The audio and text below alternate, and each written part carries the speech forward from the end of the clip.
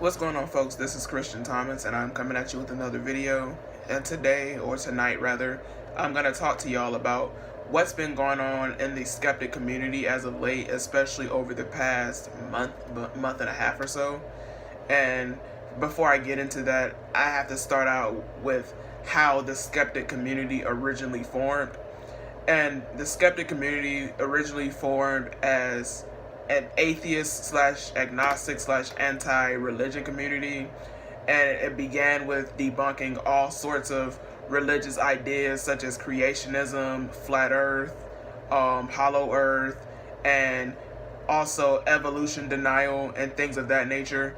And then after a while it started to evolve into anti-feminist slash anti-SJW content because of the rise of Gamergate. And for those of you who don't know what Gamergate is, it was basically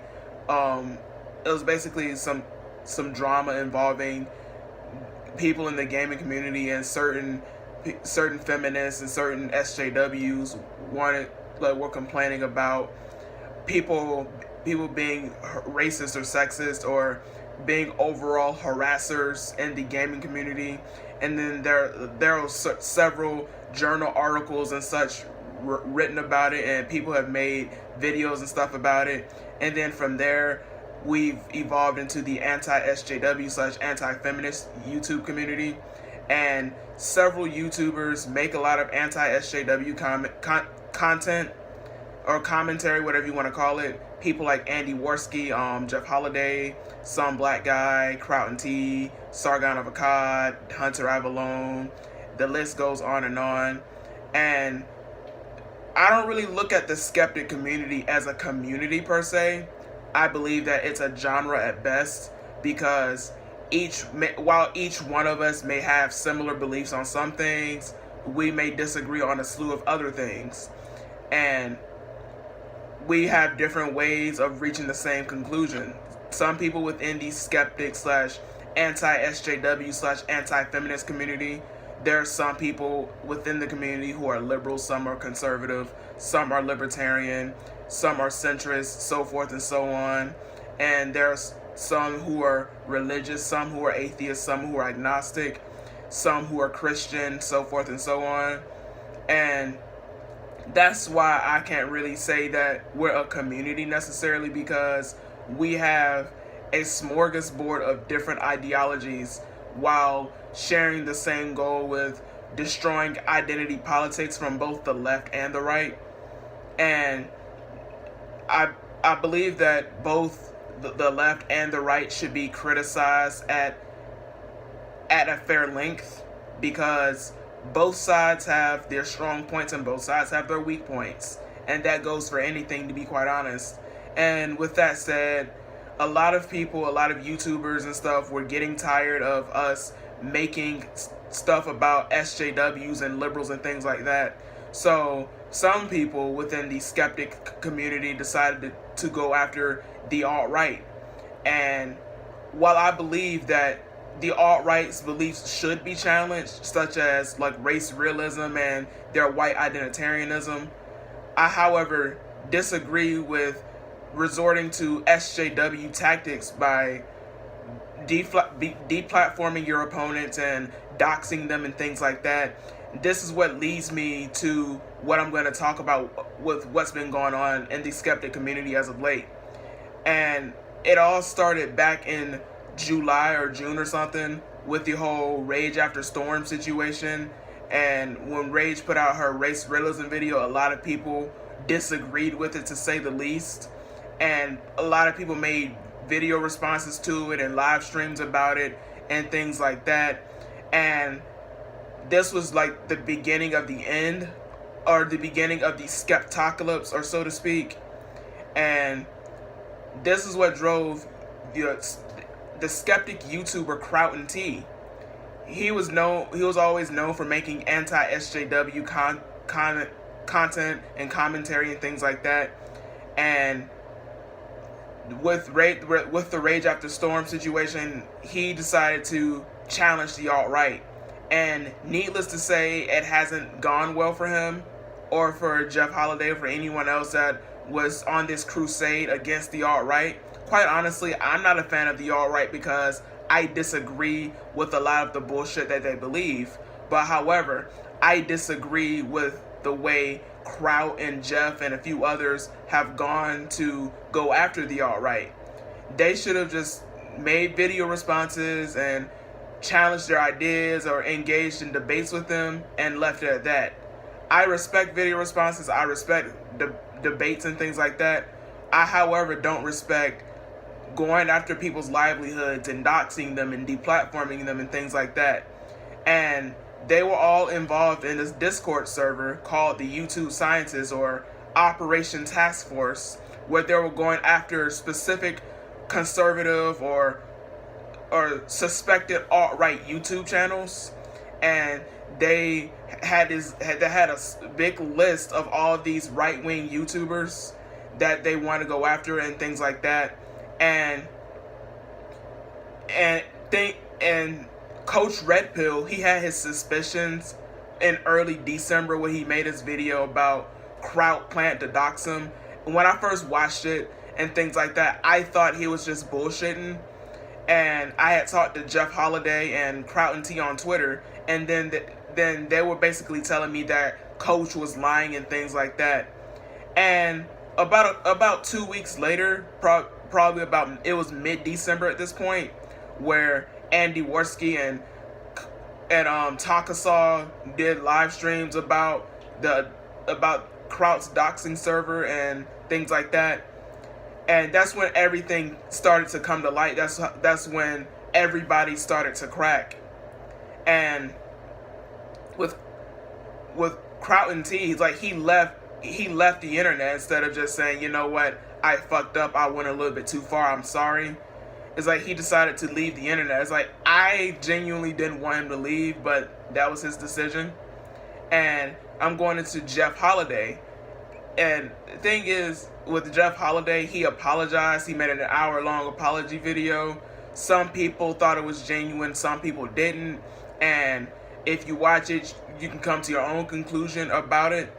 And then Andy Worski decided to disband from both of them completely, which is understandable because you wouldn't want to be associated with somebody that's doing crooked shit like doxing people, would you? And then not too long after this, Coach Red Pill had his suspicions that Sargon of Akkad knew what was going on and didn't call Kraut out on it.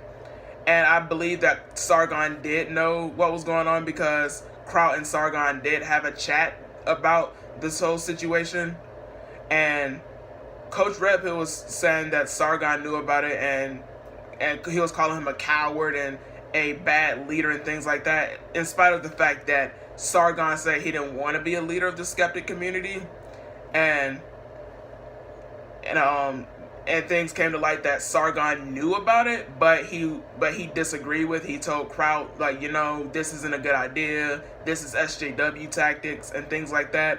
And quite honestly, it's like I'm not understanding why Sargon of Akkad is getting so much hate, because he disagreed with it and he did say, Kraut, this isn't a good idea. This is not a good look. This is dirty. This is SJW behavior.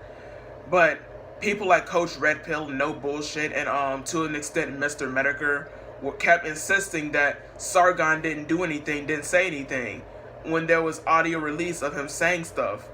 And to be quite honest, with all that aside, I believe that the Skeptic Community started to implode shortly after VidCon, like I said, with the Rage After Storm thing, and also with the Crazy Hair situation at VidCon, where Crazy Hair supposedly was stalking Blair White and Shoe on Head and quite a few other YouTubers.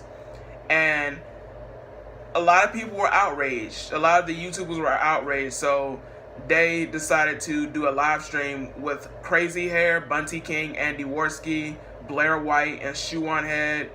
And I think that their upset and their displeasure with Crazy Hair was justified. But at the same time, I don't know if a public live stream would have been the best place to do it, because to some people it looks like they were dogpiling on Crazy Hair. But at the same time, Crazy Hair did some fucked up shit at VidCon, and I could understand why people were upset about it. And then when I was looking at that stream, I heard a lot of high school-esque stuff going on within that stream, talking about such and such did this and this and this and this. And it's been going on for a while, and it's still continuing to go on.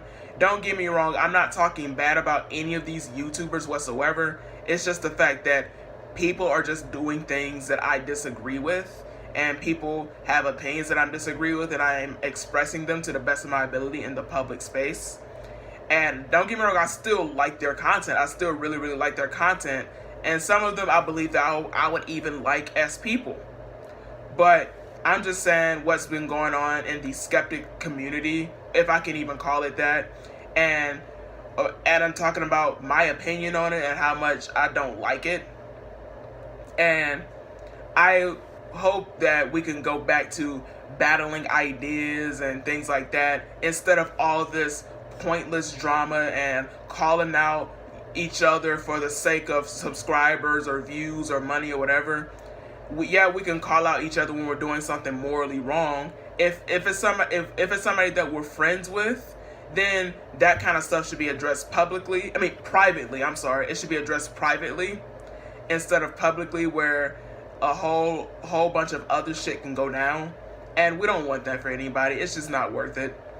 And I believe that there was wrong done on all ends, really, to a certain extent. And in terms of Jeff Holiday or whatever, I believe that he was caught up in this doxing server. I don't think he personally doxed anyone. I believe he was just caught up and caught in a moment and got caught up in some stupid shit and things like that. It's like I'm hoping he learns from it. I still like his content, and I'm pretty sure I may still like him as a person. He just did that one fucked up thing, and I've forgiven him for it. And I believe that forgiveness is key if we want to unite like we used to in the past. It's like right now, I feel like everybody is so divided, and that's why I have a hard time watching a lot of my favorite anti-SJW YouTubers or live streams or whatever, because it's like every day it's a lot of drama somewhere. And it seems like the bigger you are on YouTube, the more likely you are to come across this kind of stuff. And for me, it's like, on one hand, I want to get bigger on YouTube. I want to get as many subscribers as possible. But at the same time, I don't know if I could deal with this drama shit all the time. And like I said, I think we should all just go back to making videos and doing the content that we all know and love and enjoy, and just stop all this immature high school bullshit, talking about such and such did this, such and such did that, such and such said this about me, such and such said that about me. And if you have an issue with someone, it's inevitable that you will have a problem with someone throughout your life. The thing is, if you have an issue with someone, DM them or something. Talk to them privately. Do something just so things can get resolved, instead of bashing them on Twitter or bashing them in videos or on live streams publicly. And if we just did that, we can go a long way. And basically one last thing we got to understand is that in almost all situations, there's more than one side of the story. There's more than one picture. There's more than one truth.